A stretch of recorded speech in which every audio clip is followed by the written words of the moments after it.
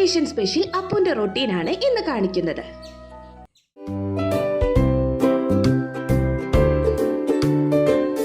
തലേന്ന് രാത്രി വിഷു ആയതുകൊണ്ട് അപ്പുവിനെ എണ്ണിപ്പിക്കാൻ ലേശം പാടുപെട്ടു. മത്താപ്പൂവും കമ്പിത്തിരിയും ഒക്കെ പൊട്ടിച്ച് കിടക്കാനായി പൊടിക്ക് ലേറ്റായി. എഴുന്നേപ്പിച്ച് ബ്രഷ് ചെയ്ത് ഫ്രഷായി ആദ്യം ഞങ്ങൾ പോകുന്നത് സ്വിമ്മിംഗ് ക്ലാസ്സിനാണ്. 7 മണിക്കത്തെ ക്ലാസ്സിന് പോകാൻ വേണ്ടി ഞങ്ങൾ 6 മണി കഴിയുമ്പോൾ എഴുന്നേൽക്കും. കൊണ്ടുപോകേണ്ട സാധനങ്ങളൊക്കെ അപ്പു തന്നെയാണ് പാക്ക് ചെയ്യാറ്. വെക്കേഷന് അപ്പുവിനെ ചേർത്തിരിക്കുന്ന ഒരു ആക്ടിവിറ്റി സ്വിമ്മിംഗ് ആണ്. വീട്ടിൽ നിന്ന് ഏകദേശം 5 മിനിറ്റ് ഡ്രൈവേ സ്വിമ്മിംഗ് ക്ലാസ്സിലേക്കുള്ളൂ. മോർണിംഗ് എണ്ണിക്കാൻ അപ്പുവിന് മടിയൊന്നുമില്ല. സ്വിമ്മിംഗ് ക്ലാസ്സും നല്ല ഇഷ്ടമാണ്. ടൈമിംഗ് ഫ്ലെക്സിബിൾ ആണ്, എപ്പോൾ വേണമെങ്കിലും പോകാം. അപ്പു രാവിലെ തന്നെ പോകുന്നതേ ഉള്ളൂ. 1 അവർ സെഷനാണ്. അപ്പു നീന്തുമ്പോൾ ഞാൻ മൊബൈലിലായിരിക്കും, വീട്ടിലുമൊക്കെ വിളിച്ചിരിക്കും. 1 അവറിന്റെ സെക്ഷൻ കഴിഞ്ഞ് ഡ്രസ്സൊക്കെ മാറി അവിടെ നിന്ന് ഇറങ്ങി. സാധാരണ വീട്ടിലെത്തിയിട്ടാണ് ഫുഡ് കഴിക്കുക. പക്ഷെ അന്നത്തെ ദിവസം ഞങ്ങൾ വരുന്ന വഴി ഹോട്ടലിൽ കയറിയാണ് കഴിച്ചത്. അന്നത്തെ ദിവസം അപ്പുന് നല്ല വിശന്നു. മാത്രമല്ല ചേട്ടയും കൂടെ ഉള്ളതുകൊണ്ട് വെളിയിൽ നിന്ന് കഴിച്ചു. വീട്ടിലെത്തിയാൽ ആദ്യം ചെയ്യുന്നത് സ്വിമ്മിംഗ് ഡ്രസ്സ് ഒന്ന് കഴുകി വിരിച്ചിടുന്നതാണ്. അതിനു പുറമെ അപ്പുവിന്റെ സഹായത്തോടെ തുണി അലക്കാൻ മെഷീനിലിട്ടു.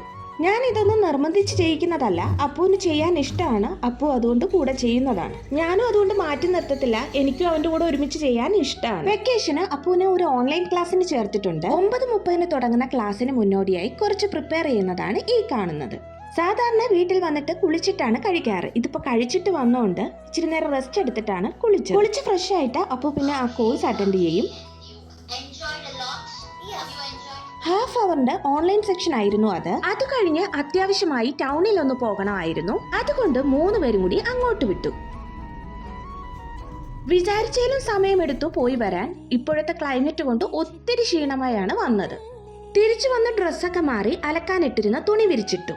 ഇതിനും അപ്പു എടുത്തു തരാൻ ഹെൽപ്പ് ചെയ്യും. ഇടാൻ ലേറ്റ് ആയപ്പോഴേക്കും നല്ല പൊരിഞ്ഞ വെയിലായതുകൊണ്ട് ഞാൻ അപ്പുവിനോട് ഇറങ്ങണ്ടെന്ന് പറഞ്ഞിരുന്നു.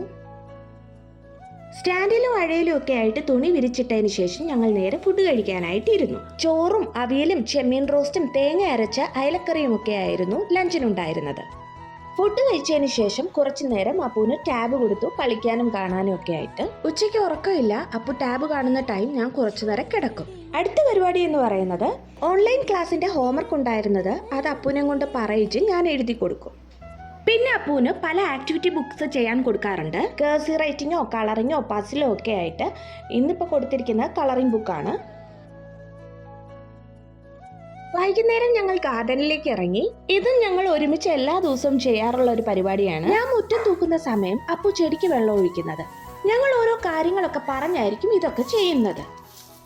അപ്പു ചെടിക്ക് വെള്ളം ഒഴിച്ചു കഴിഞ്ഞാലും എനിക്ക് കുറച്ചും കൂടി മുറ്റം തൂക്കാൻ കാണും. അപ്പു ആ സമയം സൈക്കിൾ ഓടിക്കും. അതും അപ്പുവിനൊരു കളിയാണ്. ഞാൻ തൂക്കുന്നതിനിടയിൽ കൂടെ വന്നിട്ട് പറയും, ഏ ലേഡി പ്ലീസ് മൂവ്, അങ്ങനെയൊക്കെ പറഞ്ഞ് ഓരോ കളിയൊക്കെ കളിച്ചായിരിക്കും അപ്പു സൈക്കിൾ ഓടിക്കുന്നത്.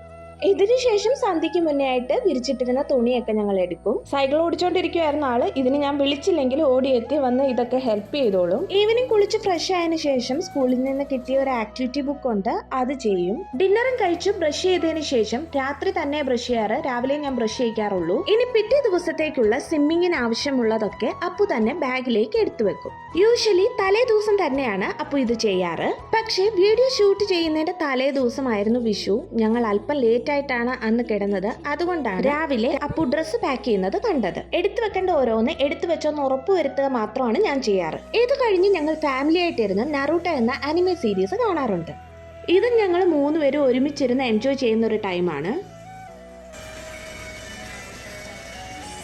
കിടക്കുന്നതിന് മുമ്പായി ഏതെങ്കിലും സ്റ്റോറി ബുക്കിൽ ഒരു സ്റ്റോറിയെങ്കിലും അപ്പുവിന് വായിച്ചു കൊടുത്തിട്ടാണ് ഞങ്ങൾ കിടക്കാറ്. എല്ലാ ദിവസവും ഇങ്ങനെ ആയിരിക്കണമെന്നില്ല. ഓരോ ദിവസവും ഇച്ചിരി മാറ്റങ്ങളൊക്കെ ഉണ്ടായിരിക്കും. അങ്ങനെ ആ ഒരു ദിവസം ഞങ്ങൾ കൺക്ലൂഡ് ചെയ്തു. അപ്പോൾ നിങ്ങൾക്ക് ഈ വീഡിയോ ഇഷ്ടമായിട്ടുണ്ടെങ്കിൽ ലൈക്ക് ചെയ്യാനും ഷെയർ ചെയ്യാനും സബ്സ്ക്രൈബ് ചെയ്യാനൊന്നും മറക്കണ്ട. അപ്പോൾ അടുത്ത വീഡിയോ കൂടി കാണാം. Till then take care and bye from Sreeni.